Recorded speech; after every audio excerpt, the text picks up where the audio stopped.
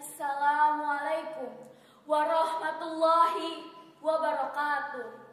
Innal hamdalillah nahmaduhu wa nasta'inuhu wa nastaghfiruh wa na'udzu billahi min shururi anfusina wa min sayyiati a'malina may yahdihillahu fala mudhillalah wa may yudhlilhu fala hadiyalah.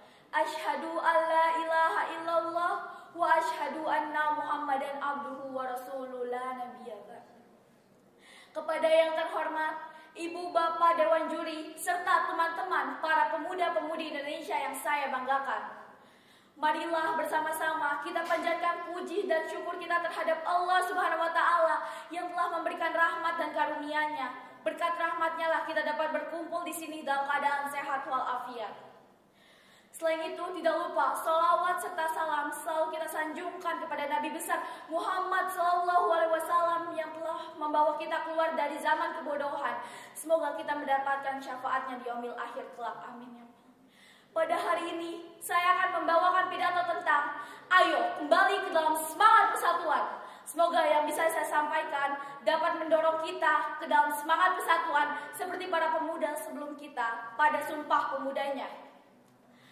Pada tanggal 28 Oktober 1928 terjadi sebuah peristiwa yang sangat bersejarah di negeri kita tercinta ini. Pada waktu itu, seluruh organisasi kepemudaan berkumpul dan bersatu untuk berdiskusi dan memperkasai tonggak persatuan bangsa yang tertuang pada teks Sumpah Pemuda sebagai berikut. Kami, putra dan putri Indonesia, mengaku bertumpah darah yang satu, tanah air Indonesia. Kami, putra dan putri Indonesia, mengaku berbangsa yang satu, bangsa Indonesia. Kami, putra dan putri Indonesia, menjunjung bahasa persatuan, bahasa Indonesia. Sumpah tersebutlah yang kemudian mempersatukan pemuda dari berbagai organisasi di Nusantara untuk bersama-sama berjuang demi bangsa Indonesia. Namun, saat ini sungguh ironis, kini kesakralan Sumpah Pemuda sedikit demi sedikit mulai memudar karena kurangnya pemaknaan dari para pemuda saat ini. Pada zaman dahulu, para pemuda Indonesia menghadapi musuh yang nyata, yaitu para penjajah. Namun sekarang, pemuda Indonesia menghadapi musuh yang berbeda, yaitu musuh semu yang perlahan-lahan mulai masuk ke dalam budaya kita. Satu diantaranya adalah individualisme. Hal inilah yang membuat para pemuda Indonesia menjadi individualis dan tak acuh terhadap yang terjadi di sekitarnya. Saat ini, padahal Insinyur Soekarno selaku Presiden RI pertama pernah berkata, "Beri aku 10 pemuda akan keguncangkan dunia."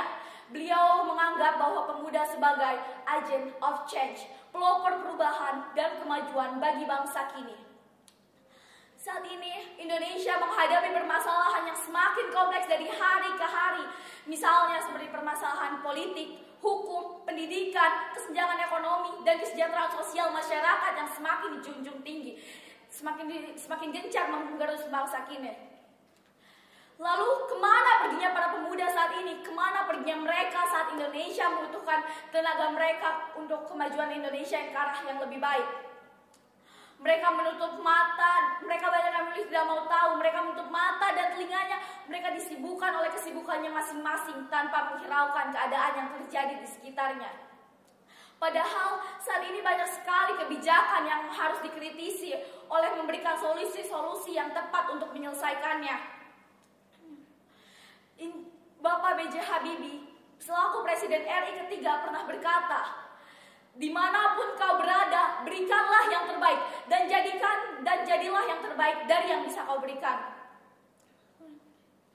Sebenarnya Sumpah Pemuda bukan hanya sebagai pemersatu bangsa, tetapi juga sebagai pendorong untuk para pemuda tetap semangat dalam berkarya dan memberikan kontribusi yang nyata demi Indonesia.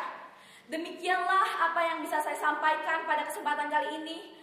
Di akhir pidato saya berpesan untuk seluruh pemuda Indonesia untuk tidak hanya diam, tetapi ikut aktif dalam mengawasi pemerintahan Indonesia saat ini. Sebelum saya menutup dengan salam, saya akan membawakan suatu pantun. Ke Samarinda membeli sutra, pulangnya lewat Bekasi. Wahai pemuda, ayolah berkarya dengan tekun belajar dan berprestasi. Terima kasih atas perhatiannya. Akhir kata saya ucapkan wassalamualaikum warahmatullahi wabarakatuh.